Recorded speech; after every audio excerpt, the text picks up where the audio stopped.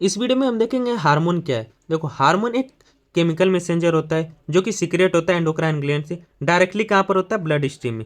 First point समझे। अभी hormone का कुछ काम होगा, ये क्या करता है, रेगुलेट करता है, मतलब बढ़ाता है फिजियोलॉजिकल और बायोकेमिकल एक्टिविटी, जो प्रोसेस होता है किसी ऑर्गन या सेल का, उसको बढ़ा देता है।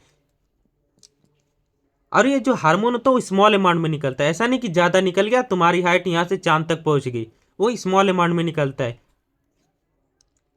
और जो हार्मोन होते हैं उनका एक स्पेसिफिक रिसेप्टर होता है, किसी भी अगर सेल पे है या फिर ऑर्गन पे है तो उस पर एक स्पेसिफिक रिसेप्टर होता है, उसके साथ ही क्या होगा, अटैच होगा। अभी ऑक्सीटॉक्सिन है तो उसका रिसेप्टर ऑक्सीटॉक्सिन रिसेप्टर ही होगा, वो किसी और के साथ अटैच नहीं होगा। वो अलग बात है, तुम्हारी बंदी किसी और के साथ हो गई तुमको छोड़ के, लेकिन ये हार्मोन है, ये धोखा नहीं देता है। फिफ्थ पॉइंट देखो, मैंने जैसे बताया रेगुलेट करता है फिजियोलॉजिकल और बायोकेमिकल प्रोसेस को। तो क्या हो सकते हैं, ग्रोथ हो सकता है, मेटाबॉलिज्म हो सकता है, रिप्रोडक्शन हो सकता है, और होम्योस्टेटिस हो सकता है। होम्योस्टेटिस का मतलब होता है कि आपका जो बॉडी का टेम्परेचर उसको मेंटेन रखना। अभी आप नॉर्मल जगह हो, अगर आप ठंडे जगह जाओगे तो इन्वायरमेंट का जो टेम्परेचर होता है वो बदल जाता है, लेकिन आपकी बॉडी का जो टेम्परेचर होता है वो मेंटेन रहता है। अब देखो, जो हार्मोन क्लासिफाई किया गया है दो ग्रुप में, ग्रुप 1 और ग्रुप 2। किस बेस पे किया गया है, केमिकल स्ट्रक्चर और सोलिबिलिटी पे। तो ग्रुप 1 का जो हार्मोन होता है उसको बोलते हैं लिपिड सोल्यूबल, और जो ग्रुप 2 का होता है उसको बोलते हैं वाटर सोल्यूबल। अब बात करते हैं ग्रुप 1 के हार्मोन को, जो कि है लिपिड सोल्यूबल। इसके कुछ कैरेक्टरिस्टिक्स है, देख लो। लिपोफिलिक, मतलब देखो हमारा जो सेल्स होता है उसके ऊपर एक प्लाज्मा मेम्ब्रेन की लेयर होता है, वो क्या होता है, लिपिड से बना होता है। तो ये क्या करता है, लिपोफिलिक होने की वजह से ये क्या करता है, लिपिड के मेम्ब्रेन के पार चला जाता है, मतलब अंदर चला जाता है, सेल के अंदर ही चला जाता है हार्मोन। तो ये बाइंड, अब देखो सेल के अंदर गया तो सेल के अंदर के पार्ट को बोलते हैं इंट्रासेलुलर, तो ये बाइंड करता है इंट्रासेलुलर रिसेप्टर से। अब ये बाइंड करने के बाद कुछ काम करेगा कि गया खाया पिया चल दिया, कुछ काम करेगा। तो ये क्या करेगा, जीन ट्रांसक्रिप्शन, मतलब मेरे को अगर समझो ए प्रोटीन चाहिए तो इसी जीन को क्या करेगा, रेगुलेट करेगा, भाई अब तू इस ए प्रोटीन को बना जल्दी से जल्दी। इसका जो प्रोसेस होता है बहुत स्लो होता है, लेकिन जो इसका इफेक्ट होता है लॉन्ग लास्टिंग इफेक्ट होता है। और इसके कुछ एग्जाम्पल है, देखो स्टेरॉइड्स हार्मोन के एग्जाम्पल है, कॉर्टिसोल, एल्डोस्टेरोन्स, ऐसे ये थायराइड हार्मोन्स T4 T3, इसी के एग्जाम्पल है, ग्रुप 1 हार्मोन के ये, लेकिन इसमें स्टेरॉइड हार्मोन से कुछ थायराइड हार्मोन से। अब बात करते हैं इसके मैकेनिज्म या एक्शन के बारे में। जैसे मैंने बोला, हार्मोन क्या करेगा, डिफ्यूज करेगा सेल मेम्ब्रेन, और क्यों, क्योंकि ये लिपिड सोल्यूबल है। दूसरा है बाइंड करेगा इंट्रासेलुलर रिसेप्टर पे, जो कि साइटोप्लाज्म न्यूक्लियस में होता है, और फॉर्म करेगा एक रिसेप्टर कॉम्प्लेक्स, एक बड़ा सा कॉम्प्लेक्स।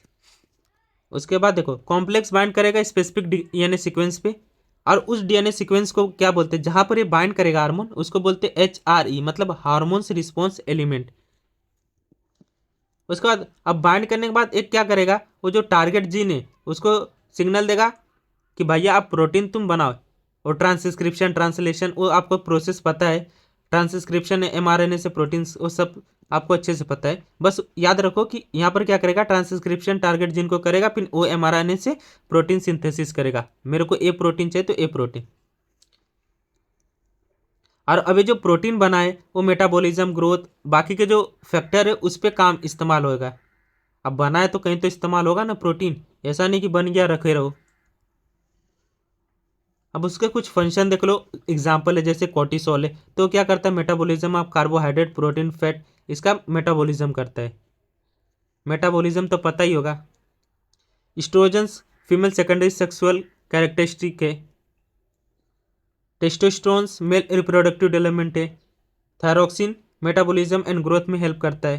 यहाँ पर देखो, जो मैंने अभी पढ़ाया मैकेनिज्म, ये सिंपल सा एक एरो के फॉर्म में मैंने लिखा, हार्मोन है लिपिड सोल्यूबल, सेल मेम्ब्रेन में जाएगा, फिर उसके बाद रिसेप्टर के साथ बाइंड होगा तो हार्मोन रिसेप्टर कॉम्प्लेक्स बनेगा, फिर डीएनए सीक्वेंस पे जाएगा, mRNA को एक्टिवेट करेगा, प्रोटीन फिर इफेक्ट करेगा, मतलब ग्रोथ मेटाबॉलिज्म जो प्रोसेस है। ये ग्रुप 1 आपको समझ में आ गया होगा। अब बात करते हैं ग्रुप 2 के हार्मोन्स को, जिसको वाटर सोल्यूबल बोलते हैं। अभी वो देखो इंट्रा सेलुलर था, मतलब वो सेल के अंदर जाके बाइंड हो रहा था, और ये क्या होगा, ये सेल के सरफेस पे बाइंड होगा। दोनों में बस इतना ही फर्क है, वो सेल के अंदर जाके बाइंड होता है, ये सेल के सरफेस पे बाइंड होता है, इसलिए हाइड्रोफोबिक है। देखो हाइड्रोफिलिक है, ये can not pass through the plasma membrane, क्योंकि प्लाज्मा मेम्ब्रेन लिपिड से बना होता है। ये बाइंड करेगा सेल के सरफेस पे, वहाँ पर रिसेप्टर होगा, उसके साथ क्या करेगा, बाइंड करेगा। देखो हार्मोन इटसेल्फ फर्स्ट मैसेंजर होता है, खुद में ही एक पहला मैसेंजर होता है। ये क्या करता है, दूसरे मैसेंजर मतलब दूसरे सेकेंडरी जो मैसेंजर होते हैं उनको स्टिमुलेट करता है। भैया अब तू उठ जा, अब तेरा काम है। जैसे मैं हूँ अभी तुमको गाइड करूंगा, तो पहला मैं मैसेंजर हो गया, अब तुमको गाइड किया, अब तुम कुछ काम करोगे तो तुम दूसरा मैसेंजर होगे। तो समझे, तो ये क्या करेगा, CAMP IP3 डेक कैल्शियम आयंस एक्सेट्रा, इन सब के पाथवे को क्या करेगा, एक्टिवेट करेगा। तो देखो action is rapidly but short life, इसमें जो एक्शन होता है बहुत तेज होता है। अभी इसमें हमने पढ़ा था स्लो होता है लेकिन लॉन्ग लास्टिंग इफेक्ट होता है, इसमें उल्टा हो जाता है। इसमें फास्ट होता है लेकिन शॉर्ट टाइम के लिए होता है। इसमें मोस्टली प्रोटीन्स होते हैं, पेप्टाइड होते हैं, amino acid and derivative hormones होते हैं। जैसे प्रोटीन्स पेप्टाइड हार्मोन्स क्या हो सकते हैं, insulin, glucagon, ACTH, FSLH, PTH, calcitonin. Amino acid derivatives क्या हो सकते हैं, डोपामिन्स हो सकते हैं, नोरेफिनाइन, फेरिन्स हो सकते हैं। अब इसके सब क्लासिफिकेशंस भी हैं, जैसे मैंने बताया ना, एक कैप, IP, डैग, ये पाथवे है। पहला हार्मोन तो इटसेल्फ हो गया मैसेंजर, सेकंड क्या करता है, इन सबको एक्टिवेट करता है। अब ये लोग का भी तो कुछ काम होगा, तो अब सेकंड मैसेंजर भी सब क्लासीफाई किया गया है। जैसे कैम, ये हार्मोन्स ये सारे हैं, देखो ACTH, FSH, LH, PTH, glucagon, calcitonin. ये क्या करता है, बाइंड करता है जी प्रोटीन कपल रिसेप्टर के साथ। ये जो हार्मोन्स है ये किसके साथ बाइंड करता है, जी प्रोटीन कपल रिसेप्टर के साथ। GPR एक्टिवेट कर देता है एडिनालेट साइक्लेस को। तो अब देखो साइक्लेस स्टार्ट करने की वजह से ATP बनता है, और ATP किस में बनता है, CAMP में। अब ये क्या करता है, एक्टिवेट करता है प्रोटीन काइनेस को। अब ये प्रोटीन काइनेस क्या करता है, फोस्फोलेट करता है एंजाइम, और सारा फिजियोलॉजिकल एक्टिविटी होता है वो काम स्टार्ट हो जाता है।